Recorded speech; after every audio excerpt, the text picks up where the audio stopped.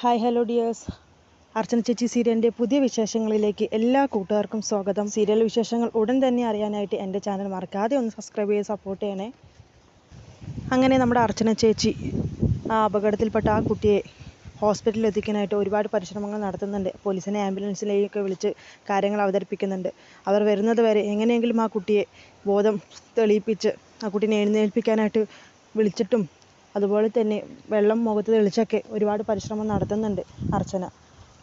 കൂടാതെ ആ സമയത്ത് തന്നെ നമ്മുടെ അച്ചു എത്തുന്നുണ്ട്. അച്ചു, നീ പെട്ടെന്ന് തന്നെ ഒന്നും കൂടെ ആംബുലൻസിനെ ഒന്ന് വിളിക്കുക എന്നൊക്കെ പറയുന്നുണ്ട്. ആ സമയത്താണ് നമ്മുടെ അർച്ചന ആ അപകടത്തിൽപ്പെട്ട ആ സ്ത്രീയുടെ കഴുത്തിലൊരു താലിമാല കാണുന്നത്. അത് ശ്രദ്ധയിൽപ്പെട്ടതുകൊണ്ട് തന്നെ കല്യാണം കഴിച്ച ഒരു സ്ത്രീയാണെന്ന് അറിഞ്ഞ സ്ഥിതിക്ക് പെട്ടെന്ന് തന്നെ അർച്ചന അവളെയും കൊണ്ട് ഹോസ്പിറ്റലിലേക്ക് പോകാനായിട്ട് ശ്രമിക്കുന്നുണ്ട്. അങ്ങനെ ഹോസ്പിറ്റലിൽ എത്തിച്ചേർന്നതിന് ശേഷം അച്ചു പറയുന്നുണ്ട്, ചേച്ചി ഇനി എന്തായാലും ചേച്ചി പോയിക്കോ, ഞാൻ ഇവിടെ നിന്നോളാം എന്ന് പറയുന്നുണ്ട്. വേണ്ട അച്ചു, ഞാൻ തന്നെ ഇവിടെ നിന്നോളാം. കാരണം എനിക്ക് അതാരാണ്, എങ്ങനെ ഇങ്ങനെ ഒരു അവസ്ഥയിൽ എത്തിപ്പെട്ടു എന്ന് എനിക്ക് അറിയണം. അത് അപകടമാണോ അല്ലെങ്കിൽ ആരെങ്കിലും മനഃപൂർവ്വം ചെയ്തതാണോ എന്ന് എനിക്ക് അറിയണം. ആ ഒരു വീഴ്ച കണ്ടിട്ട് എനിക്ക് അപകടത്തിൽപ്പെട്ടാണെന്ന് തോന്നുന്നില്ല എന്ന് പറയുന്നുണ്ട്. ആ സമയത്താണ് നമ്മുടെ ആ CI വരുന്നത്. ഒരു ലേഡി CI ആണ് വരുന്നത്. ഭയങ്കര ഒരു ദേഷ്യം പിടിച്ച പോലത്തെ ഒരു സ്ത്രീയാണത്. ഒട്ടും മനുഷ്യപ്പറ്റില്ലാത്ത രീതിയിലാണ് നമ്മുടെ അർച്ചനയോട് സംസാരിക്കുന്നത്. ആരാ, നിങ്ങളാണ് എന്നെ വിളിച്ചത്? അഡ്വക്കേറ്റ് അർച്ചനയല്ലേ എന്നൊക്കെ ചോദിക്കുന്നുണ്ട്. അതെ, ഞാൻ തന്നെയാണ് വിളിച്ചത്. എന്താ ശരിക്കും സംഭവിച്ചതെന്ന് ചോദിക്കുന്നുണ്ട്. അങ്ങനെ അർച്ചന വരുന്ന വഴിയിലുണ്ടായിരുന്ന ആ സംഭവങ്ങളൊക്കെ പറഞ്ഞ് മനസ്സിലാക്കിക്കുന്നുണ്ട്. ആ സമയത്താണ് നമ്മുടെ ഡോക്ടർ വരുന്നത്. ഡോക്ടർ വന്ന് പറയുന്നുണ്ട്, ആ സ്ത്രീക്ക് ബോധം തെളിഞ്ഞു എന്ന് പറയുന്നുണ്ട്. ആ സമയത്ത് അർച്ചന ചോദിക്കുന്നുണ്ട്, അവരാരാണ്, അവരുടെ പേരും അഡ്രസ്സൊക്കെ പറഞ്ഞോന്ന് ചോദിക്കുന്നുണ്ട്. അഡ്രസ്സൊന്നും പറഞ്ഞില്ല, പേര് പറഞ്ഞു. പേര് ഗീതു എന്നാണ്. അവർ അപകടത്തിൽപ്പെട്ടതൊന്നുമല്ല നിങ്ങൾ കരുതുന്നത് പോലെ എന്ന് പറയുന്നുണ്ട്.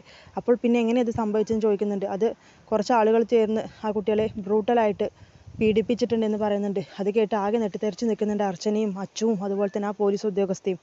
ഇതെങ്ങനെ സംഭവിച്ചതെന്ന് വിശദീകരിച്ചിട്ടുണ്ടാകുമെന്ന് ചോദിക്കും.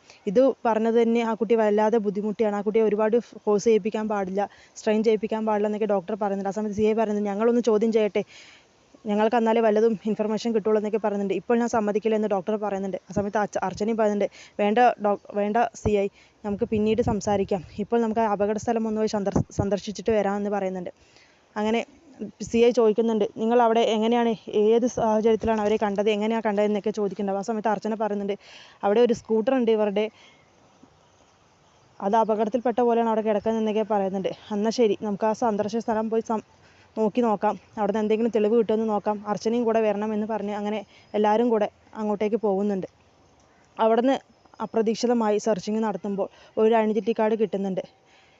രമേഷ് കുമാർ എന്ന് പറഞ്ഞ ഒരാളുടെ ഐഡൻറ്റിറ്റി കാർഡ് കിട്ടുന്നുണ്ട്. അത് CI എടുക്കുന്നത് കണ്ട് നമ്മുടെ അർച്ചന അത് പെട്ടെന്ന് തന്നെ ഫോട്ടോ എടുക്കുന്നുണ്ട്. ആ ഫോട്ടോ എടുക്കുന്നുണ്ട് CIക്ക് ദേഷ്യം വന്ന് അർച്ചനയോട് കയർത്തും ധിക്കരിച്ച് സംസാരിക്കുന്നുണ്ട്. നിങ്ങളാരും ഈ ഫോട്ടോ എടുക്കാനായിട്ട് എന്ന് ചോദിക്കുന്നുണ്ട്. മാഡം, ഞാൻ അഡ്വക്കേറ്റ് അർച്ചനയാണെന്ന് പറയുന്നത്. അഡ്വക്കേറ്റ് ആണെന്നുണ്ടെങ്കിൽ നിങ്ങൾക്ക് എന്തും തോന്നിയ അവസ്ഥ ആവാന്നാണോ? ഇതേ പോലീസുകാരുടെ പണിയാണ്, ഇതേ പോലീസുകാരുടെ പരിയാണ്, ഇത് പബ്ലിക്കിൻ്റെ അല്ല എന്നൊക്കെ പറയുന്നുണ്ട്. അങ്ങനെ അത് കേട്ട് ആകെ ഒരു നിരാശയോടുകൂടി അർച്ചന നിൽക്കുന്നുണ്ട്. അങ്ങനെ പോലീസ് ഉദ്യോഗസ്ഥർ പറയുന്നുണ്ട്, ഇവിടെ എത്രയും പെട്ടെന്ന് സെർച്ചിങ് നടത്തണം, ഇനി എന്തെങ്കിലും തെളിവ് കിട്ടിയാൽ അത് ശേഖരിക്കണം, അത് ആരുമായിട്ടും പങ്കുവെക്കരുത് എന്നൊക്കെ മറ്റു കോൺസ്റ്റബിളിനോട് പറയുന്നുണ്ട്. അങ്ങനെ ഈ സമയത്താണെന്നുണ്ടെങ്കിൽ നമ്മുടെ മഞ്ജു ചിന്നുവിനെ കൂട്ടി എങ്ങനെയെങ്കിലും അമ്പലത്തിൽ എത്തിക്കാനായിട്ട് ഒരുപാട് പരിശ്രമങ്ങൾ നടത്തുന്നുണ്ട്. രമ്യയെ അടുക്കളയിൽ വെച്ച് രമ്യയോട് പറയുന്നുണ്ട്, ഞാനിന്ന് അമ്പലത്തിൽ പോയാലോ എന്ന് കരുതാണ്, നീ വരുന്നുണ്ടോ എന്നൊക്കെ ചോദിക്കുന്നു. ഞാനില്ല ചേച്ചി, ഞാൻ ഒരുങ്ങി വരുമ്പോഴേക്കും സമയമാവും, ചേച്ചി പോയിക്കോ എന്ന് പറയുന്നുണ്ട്. ഞാൻ എന്തിനാ പോകുന്നത് അറിയോ, ചിന്നുവിന് വേണ്ടി പ്രാർത്ഥിക്കാനാണെന്ന് പറയുന്നുണ്ട്. അതിലൊരു പന്തികേട് തോന്നി രമ്യ ചോദിക്കുന്നുണ്ട്, ചിന്നുവിന് വേണ്ടി പ്രാർത്ഥിക്കാനോ, അതെന്തിനാ ചോദിക്കുന്നുണ്ട്.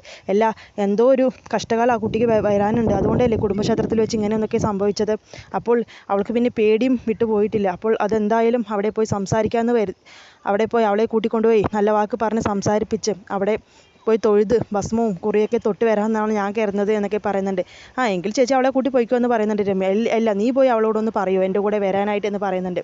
അയ്യേ, ഞാൻ എന്തിനാ പറയുന്നത്, ചേച്ചി എന്നെ പോയി പറഞ്ഞൂടെ എന്ന് പറയുന്നത്. അല്ല, നീ ആയിട്ടല്ലേ അവൾ ഒരുപാട് അടുപ്പം, ഞാൻ പോയി പറഞ്ഞു കഴിഞ്ഞാൽ അവൾ എന്നെ വല്ലതും തെറ്റിദ്ധരിച്ചാലൊന്നും തെറ്റിദ്ധരിക്കുക എന്തിന്, അവൾക്ക് ചേച്ചി ഞാനും ഒക്കെ ഒരുപോലെയാണെന്നൊക്കെ പറയുന്നുണ്ട്.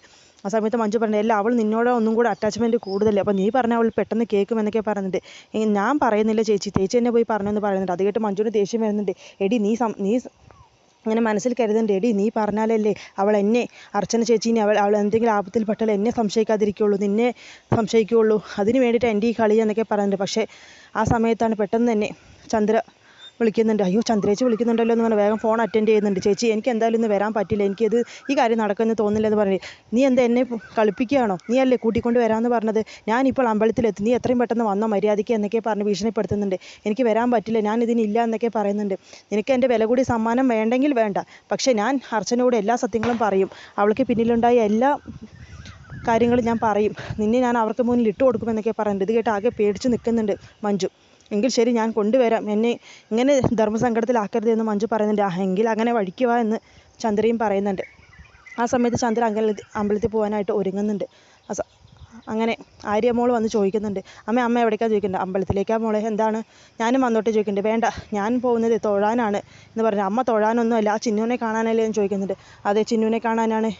അതിന് നിനക്കെന്താണെന്ന് ചോദിക്കുന്നുണ്ട്. അമ്മ ഇപ്പോൾ ചിന്നുവിനെ സ്നേഹിക്കാൻ തുടങ്ങിയെന്നൊക്കെ ചോദിച്ചു. സ്നേഹിക്കാനാ? ഞാൻ എന്തിന്? അല്ല, അച്ഛനെയും കൊണ്ട് അവളെ സ്നേഹിപ്പിക്കുന്നു. ഇനി അച്ഛൻ അധികം വേഗം തന്നെ അവളെ എവിടെയൊക്കെ കൊണ്ടുവരുമെന്ന് എനിക്ക് തോന്നുന്നത്. എന്നാൽ പിന്നെ എൻ്റെയും ആരോമലിൻ്റെ അവസ്ഥയൊക്കെ കണക്കാണെന്നൊക്കെ പറയുന്നത്. അതിനൊന്നും ഞാൻ സമ്മതിക്കില്ല മോളെ.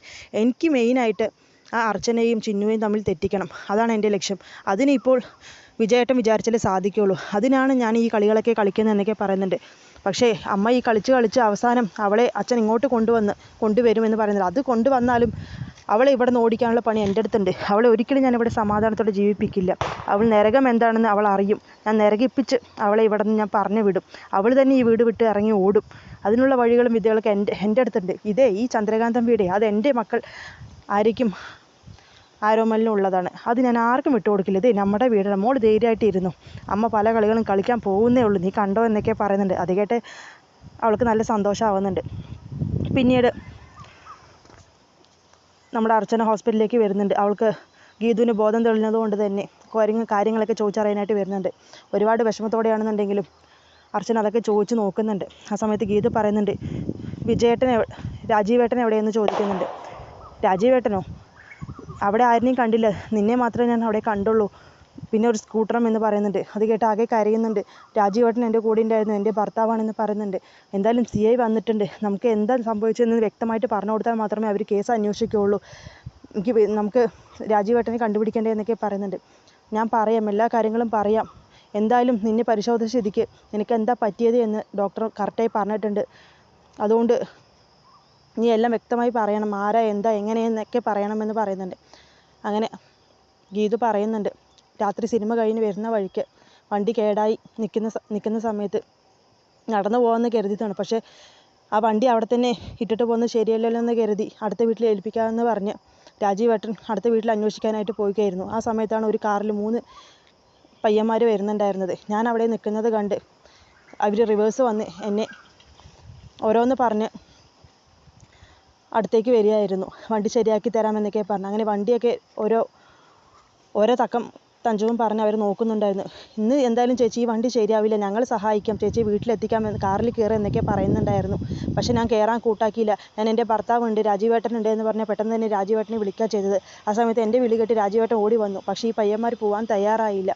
എന്നെ എങ്ങനെയെങ്കിലും കാറിൽ കയറ്റി കൊണ്ടുപോകാനാണ് അവരുടെ ശ്രമം. അങ്ങനെ രാജീവേട്ടനുമായിട്ട് ഉന്തും തള്ളും ഒക്കെ ആയി. എൻ്റെ രാജീവേട്ടനെ അവർ എന്ത് ചെയ്തു എന്ന് എനിക്കറിയില്ല. പെട്ടെന്ന് തന്നെ എൻ്റെ ബോധം പോയി. അവരെന്നെ പല രീതിയിൽ എന്നെ ആക്രമിച്ചു എന്നൊക്കെയുള്ള ആ മൊഴി കൊടുക്കുന്നുണ്ട്. അതൊക്കെ കേട്ട് അർച്ചന ആകെ സ്തംഭിച്ച് നിൽക്കുന്നുണ്ട്.